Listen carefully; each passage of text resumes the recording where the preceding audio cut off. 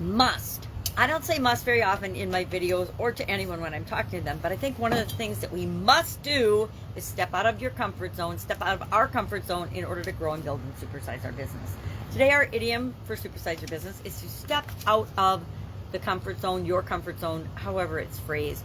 This idiom's only been around since the late 19th, early 20th century. It's a relatively new idiom as idioms go, because the whole concept of the comfort zone is relatively new. It came from psychology originally, where psychologists described the zone of feeling where people are comfortable and at ease, not under stress or a lot of strain, and they can perform everyday tasks and ordinary tasks.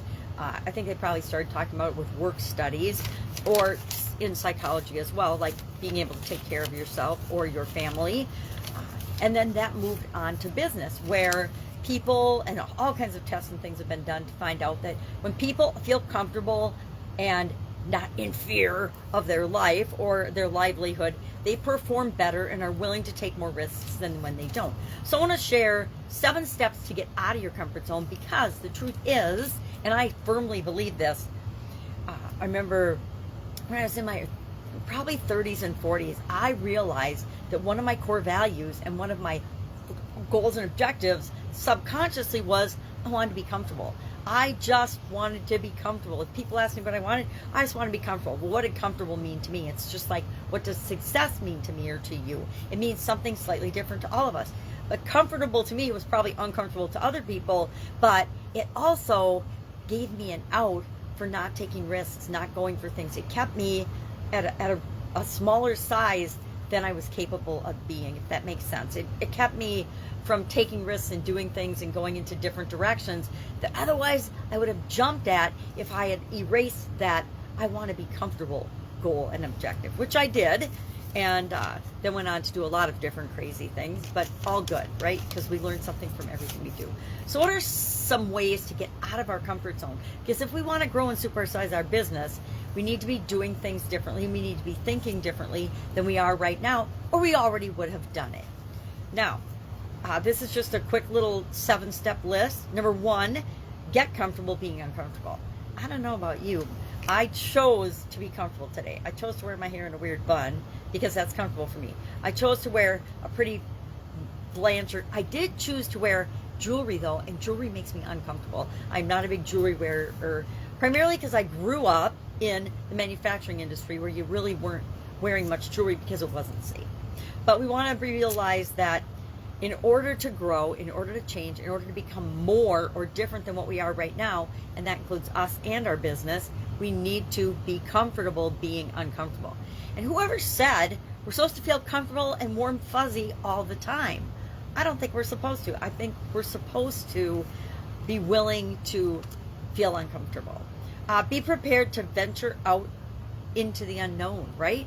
I don't know about you, but I'm one of those people that likes to do a ton of research and answer as many questions as I possibly can before I do things and take action. And I think this is one that can slow our career down. It can definitely slow our business growth down, because guess what?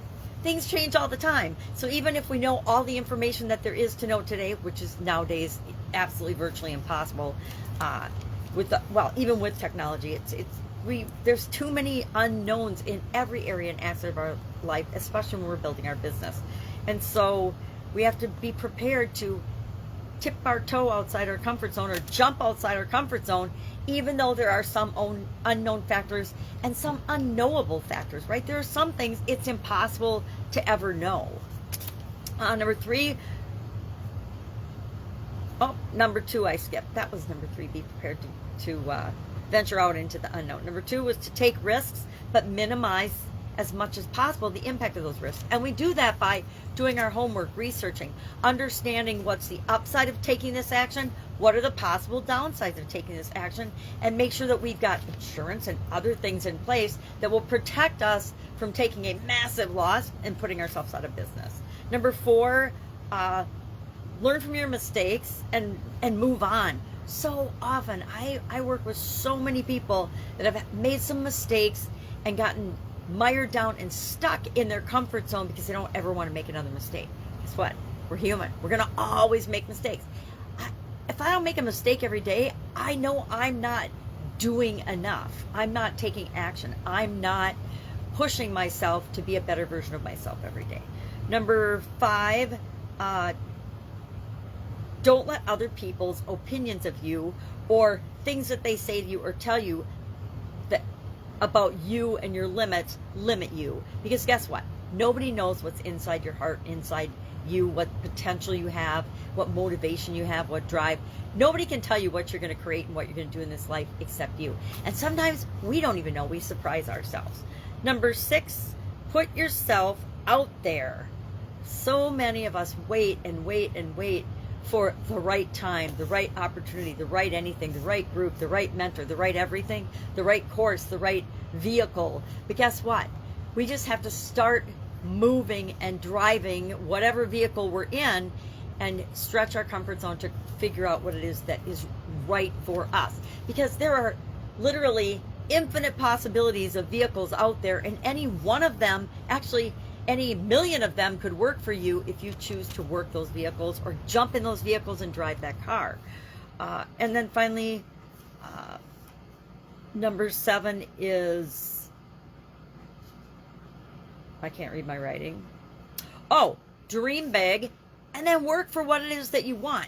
Don't let anybody say your dream's too big. I can't stand it when somebody says, oh, I only want this because and usually it's an unworthiness underlying false belief that says, I don't deserve to supersize my business. I don't deserve to have everything I want. And I, like most other people, have an element of that in me that rears its ugly head whenever I have a big idea and I want to go for it. All the reasons I can't do it come flying into my head. And we need to remember to offset that with all the reasons we are capable and all the things that we can do. But we need to dream as big as we possibly can, because there is no dream too big if you want it. And if you want to supersize your business to be whatever it is that feels right for you or feels too big for you, you are more than capable of achieving that. So just have your big dreams, have your big visions, and then be willing to work for and go for them, knowing you're not going to do it on your own. You're going to get other people to help you along the way. So those are just 7 things and 7 ways to get out of our comfort zone. And I think one of the best things we can do is step out of our comfort zone and do things that we didn't think we were capable of to set a great example for other people. Any questions about this one? I'd love to hear your take on getting out of your comfort zone. I know there are periods in our life where we just kind of roll with the things that happen. I know when I was raising my family, I stayed in my comfort zone a lot more often and stayed in situations, including jobs, that weren't necessarily awesome for me and my personal development and what I wanted out of life, but I wanted that comfort of getting a regular paycheck so that I knew that I could pay for the kids' private school, I could pay for their needs, and we could have a comfortable life. So, but now, I'm absolutely, totally cool with being uncomfortable. All right, that's our idiom for today. Have an awesome day. Get a little uncomfortable today, and I'll, of course, be with you tomorrow with another interesting idiom. What does it mean? Where does it come from? And how might you use it to supersize and grow your business right now? Have a great day.